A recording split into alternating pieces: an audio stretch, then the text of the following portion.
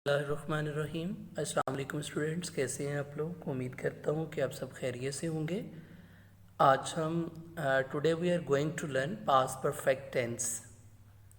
Past perfect tense indicates that an action was completed at some point in the past before something else happened.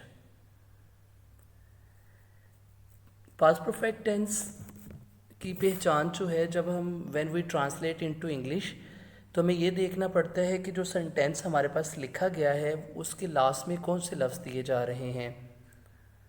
जैसे हमारे पहचान में हमने लिखा है कि पहला सेंटेंस देखें, वो पहले ही ये सवाल हल कर चुका था।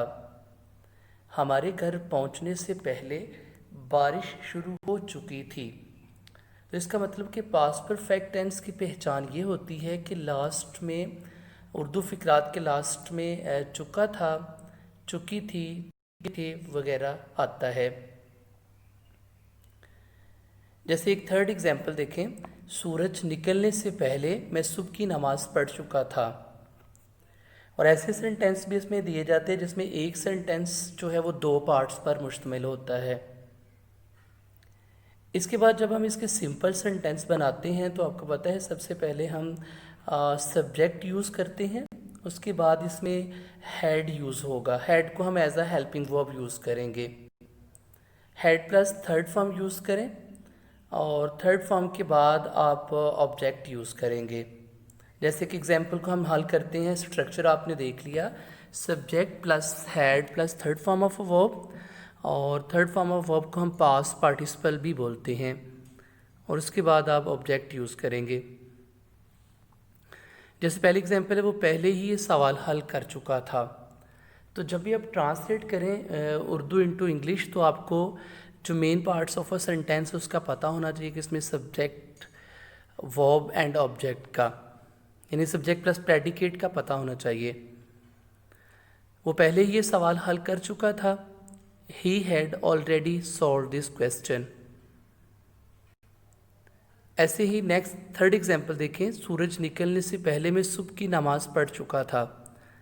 तो नोट में हमने एक बात लिखी है कि अगर पास्ट के किसी फ़िक्रा में दो कामों के ख़त्म होने का जिक्र हो तो उनमें से पहले ख़त्म होने वाले काम को आप पास्ट परफेक्ट में ट्रांसलेट करें और बाद में होने वाले काम को पास्ट इंडेफिनिट में ट्रांसलेट करें। जैसे कि सूरज निकलने से पहले मैं सुबह की नमाज़ पढ़ चुका था, तो पहले होने वाला काम है मैं सुबह की नमाज़ पढ़ चुका था। आई हैड ऑफर्ड फजर प्रेयर, कब? सूरज निकलने से पहले, बिफोर द सन रोज़। तो रोज़ जो है वो पास्ट इंडेफिनिट है। इस तरह जब आप इसके नेगेटिव सेंटेंस बनाएंगे तो सबसे पहले सब्जेक्ट यूज़ करें प्लस हैड, और हैड के बाद आप नॉट यूज़ करेंगे, plus third form of a verb यानी पास्ट पार्टिसिपल वर्ब यूज़ करें, और प्लस ऑब्जेक्ट यूज़ करें। फॉर एग्जांपल हमने उर्दू में एग्जांपल लिखी हुई है, मैंने इतना खूबसूरत जानवर नहीं देखा था। तो ट्रांसलेट किया हमने, I had not seen such a beautiful animal. इसी तरह नेक्स्ट आप देखिए, हमारे पास एक और नेगेटिव सेंटेंस दिया है, डॉक्टर के आने से पहले मरीज़ ने दवाई नहीं पी थी। तो पहले हम पास्ट परफेक्ट में ट्रांसलेट करेंगे इसको कि the patient had not taken medicine before the doctor केम। तो केम कौन सा है? Past indefinite.